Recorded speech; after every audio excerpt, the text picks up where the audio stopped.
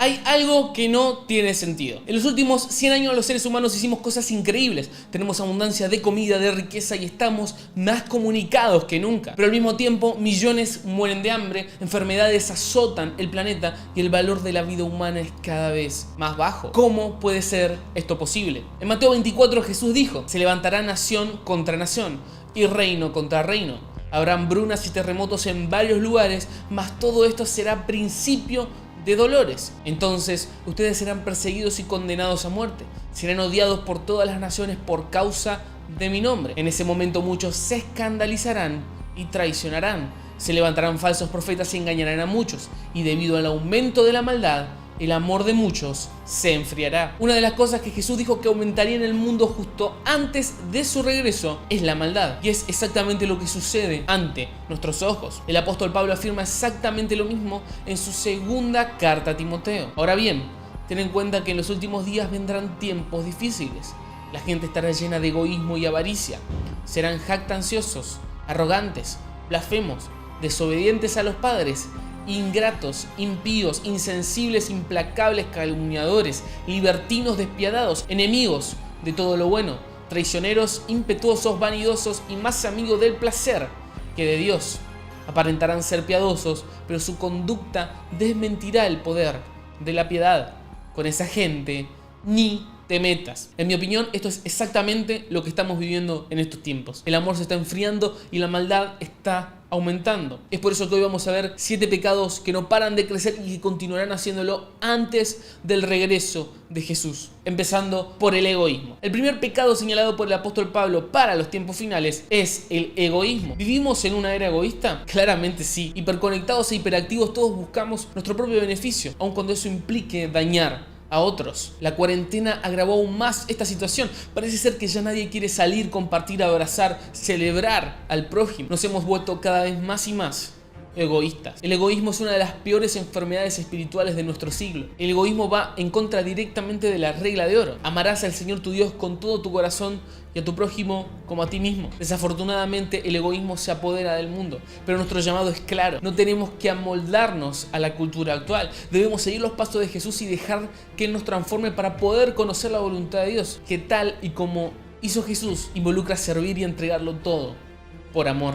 Pero no es fácil. Para seguir sus pasos primero tenemos que renunciar a hacer nuestra voluntad, para hacer la suya. ¿Estamos dispuestos? El segundo pecado es la codicia. La codicia no es más que el amor al dinero, como dice Almighty. El amor al dinero es la raíz de todo mal. Bueno, la frase original es del apóstol Pablo, pero Alejandro la canta demasiado bien. Pero banca, en serio, ¿alguna vez te pusiste a pensar en la cantidad de delitos que se cometen en el mundo todos los días por amor al dinero? Fraudes, robos, asesinatos, guerras que se inician, familias que se terminan, todo por amor al dinero. Pero el problema no es el dinero en sí. De hecho, Dios nos anima a utilizarlo sabiamente, no solo para disfrutarlo con nuestros seres queridos, sino para sostener y apoyar a quienes lo necesitan. El problema es el apego a la plata. Y eso es exactamente lo que sucede en nuestros días. Hoy existen muchas personas ricas. Nunca hubo más millonarios en la historia de la humanidad. No obstante, evitan a toda costa pagar impuestos, aun cuando eso signifique quitarles a los que menos tienen lo poco que poseen. El deseo de querer tener más, la avaricia, es un barril sin fondo, una espiral infinito. ¿Cuántos millones son suficientes? ¿Cuánto dinero es bastante dinero? Por eso tenemos que tener mucho cuidado, porque si ponemos al dinero por delante de Dios y delante de las personas, estaremos cayendo en uno de estos pecados que el apóstol Pablo anuncia que aumentarán en el final. El tercer pecado que menciona el apóstol es la inmoralidad. Las señales apuntan a que antes del regreso de Jesús el mundo estará dominado por la inmoralidad. Pero no hace falta que les explique mucho sobre esto. Basta con echar un vistazo a las redes sociales para encontrarnos con imágenes y videos que inflan el deseo sexual a niveles tóxicos y nocivos. El problema principal con la inmoralidad sexual es que según la Biblia es más grave que otras formas de pecado. Huyan de la inmoralidad sexual. Todos los demás pecados que una persona comete quedan fuera del cuerpo, pero el que comete inmoralidades sexuales peca contra su propio cuerpo. Llevar una vida de santidad estos días parece imposible. Nunca hubo tanta oferta, tanta facilidad para caer en este tipo de tentaciones. Todos, absolutamente todos, luchamos de una u otra forma con esto. Es difícil. Es sumamente difícil, pero debemos correr a Dios e intentar vivir dándole la gloria en todo lo que hacemos, todo lo que vemos, en todo lo que decimos. El cuarto pecado es la blasfemia. A lo largo de la historia la gente ha tenido cierto respeto por lo sagrado. Pero esta época es sumamente extraña. En novelas, en películas, en series, en canciones, en tweets, las blasfemias están a la orden del día. Parece ser que mientras más irreverente y respetuoso para con Dios, mejor. Jesús afirmó: todo pecado y blasfemia se perdonará a los hombres, pero la blasfemia contra el Espíritu Santo no será perdonada. Esto es sumamente curioso. Blasfemar, maldecir, ofender, calumniar y hablar mal sobre Jesús puede ser perdonado si hay arrepentimiento, pero blasfemar contra el Espíritu Santo no. Y es que el Espíritu Santo es quien nos convence a nosotros los hombres de pecado, es quien guía al arrepentimiento y salvación. Todos necesitamos arrepentirnos, pero quien blasfema contra el Espíritu Santo está ignorando literalmente al único que puede convencerlo de dejar el pecado y recibir perdón. Y yo sé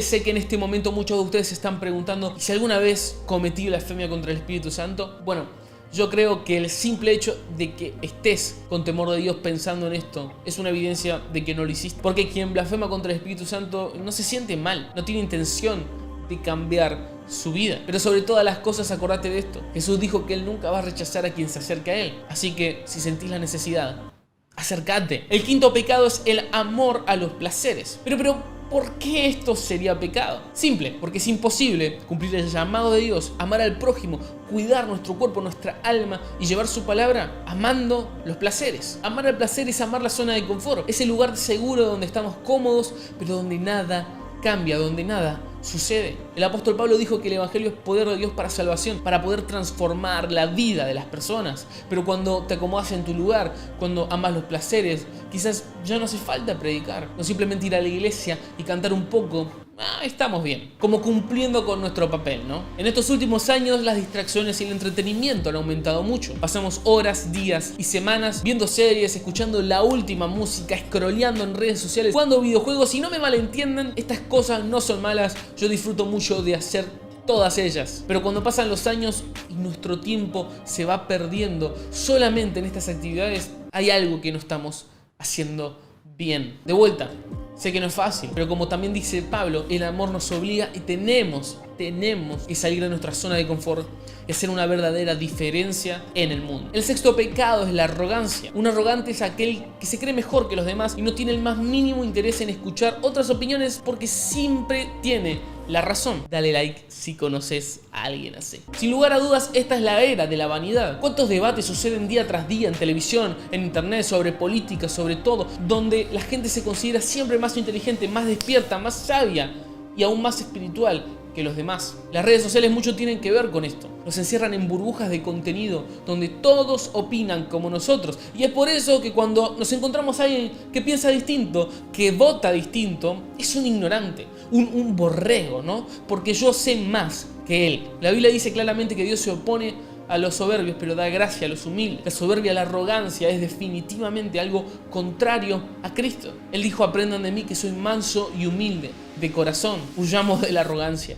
Marquemos la diferencia. El séptimo pecado es la ingratitud. Es curioso porque en una época de tanto estrés, ansiedad, depresión, numerosos estudios muestran que la gratitud es una especie de hack cerebral que alivia tensiones y que nos hace más felices. Sin embargo, nuestro mundo está lleno de queja e ingratitud. Y no quiero detenerme mucho acá, así que solo voy a soltar estas preguntas. ¿Cuántas veces le dimos gracias a Dios por algo? ¿Cuántas veces le dimos gracias a alguien por lo que sea? Muchos recibimos dones, talentos, hemos sido bendecidos con salud, con paz, con bienes materiales y sin embargo fallamos en agradecerle a Dios. Todo viene de Él y todo va a volver a Él. Cuando Jesús curó a los 10 leprosos, la Biblia dice que solo uno regresó de ese grupo para agradecerle. El mismo Jesús se sorprendió por la falta de gratitud de los otros 9. Y es curioso que el único que haya vuelto sea un hombre no judío. Él era parte de un pueblo distinto al pueblo de Dios. Y esto es una advertencia clara, porque muchas veces quienes fuimos salvados por Jesús, quienes conocemos a Dios, podemos caer en esta tentación, podemos caer en este error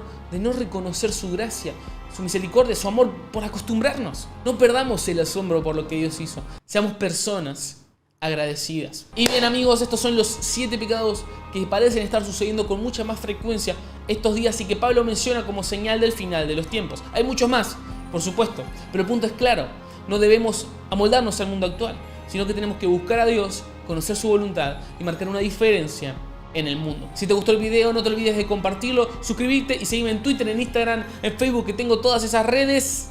Y chao. Jesús te ama y yo también.